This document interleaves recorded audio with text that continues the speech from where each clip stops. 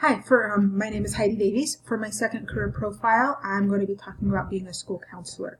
I work in a middle school as an instructional aide in a special ed class, and I spoke with one of the counselors. We have 3 counselors on campus with us, and I spoke to one of them about the job. So example organization would be a school district, so Colton Joint Unified School District, where I work. The career contact is the HR department, so whatever school district it would be HR. The working environment is in an office, typically a smaller office within the main front office. Typical stressors are what she calls vicarious trauma. So that's when one of your students that you're working with is going through a hard time, then you can start to kind of take on their trauma, take on their pain. So she says, you have to have good coping mechanisms in order to deal with that. One of the big challenges that the counselors face is scheduling. They don't like pulling the kids out of class if they don't have to, but for the most part they have to, because they don't really have before school or after school hours in order to have their counseling time with the students. Another problem they have, or another stressor, is she calls it the management pieces, the writing up reports, all that kind of stuff. She said it's just a pain in the butt, basically.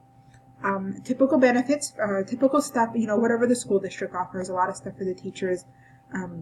They typically have good benefits, so medical, dental, vision, typically a 401k, accidental death and dismemberment, all of those types of things are available for a school counselor.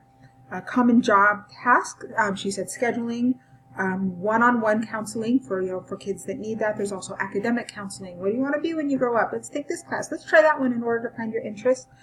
She said they go to a lot of IEPs, 504s, SSTs, and other types of meetings. She said typically they spend about 40% doing counseling, either one-on-one counseling or academic counseling, about 40% of their time doing ICPs, 504s, SSTs, things like that. And then about 20% of the time doing the management pieces, the typing of reports and stuff like that.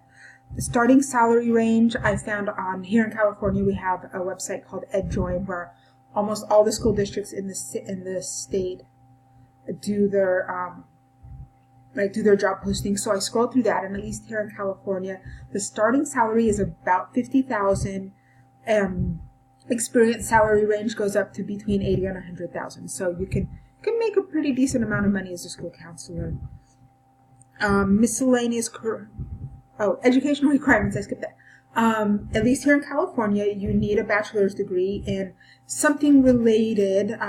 She says it doesn't have to be counseling or social work. It can be something related. So marriage and family studies would probably work. And then you need what's called a PPS credential. So that's a pupil personnel services credential. There's a lot of schools that offer that at the same time as a master's. I was kind of looking around online to see what there was, and a number of them you actually had to pass the CBEST first. The CBEST is the California teacher test. So she says you don't need a teacher credential, but a lot of these PPS credentialing programs, they want you to have at least passed the CBEST in order to be enrolled in their program. So you at least have to take the test, even if you don't have an official credential. So there we go. If you have any questions, let me know. Sorry if this is late. It's computer crashed.